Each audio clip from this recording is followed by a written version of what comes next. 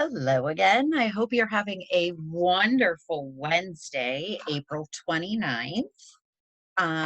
Today we're going to go through our reading activities.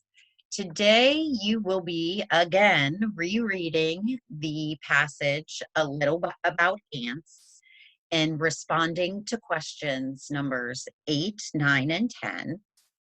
And then you're going to use your OI words, those OIOI words. And I'd like for you to choose 5 to 6 or 7 of those words and use them in a story while you're creating a word splash. As you use each word, make sure you are spelling it correctly using the right letters for that OI sound and underline them. I would love to hear a reading of you reading your story. So if you want to, you can join me in our Zoom meeting, and I'd love to hear it. Or you can send me a recording of you reading it on Remind. All right, so let's get to our last rereading of A Little About Ants and our last 3 questions.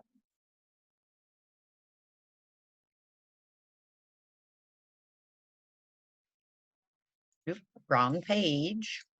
There we are. Okay, a little about ants. There are lots of different kinds of ants. Carpenter ants, leafcutter ants, sweet ants, fire ants, and many more. They are different colors too. They can be red or brown or black.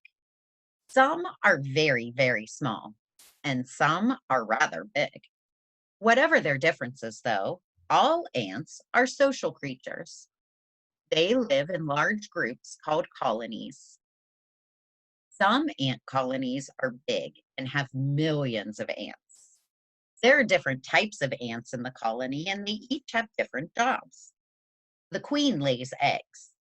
Soldier ants protect the queen in the colony. They also gather food and attack other colonies if they need new nesting space. Worker ants take care of babies, look for food, and build ant homes, ant hills or mounds. Soldier and worker ants are female. Male ants' only job is to mate with the queen in order to produce eggs, which hatch into baby ants.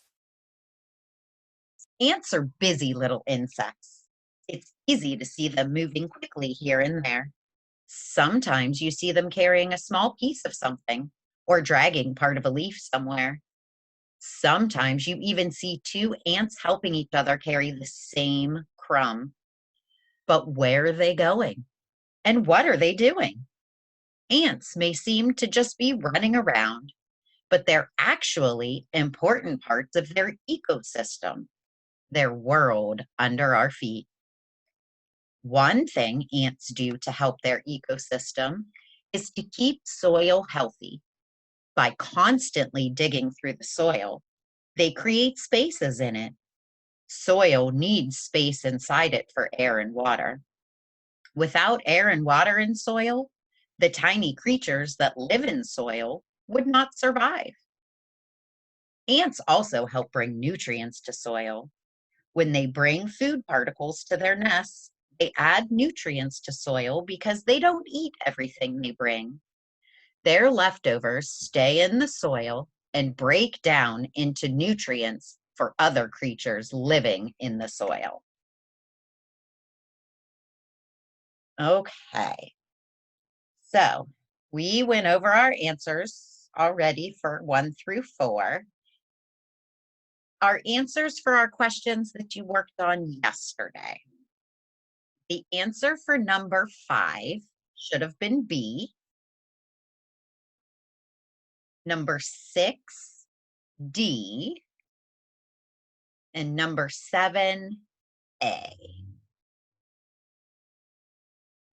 Okay, now to the questions you should be working on for today.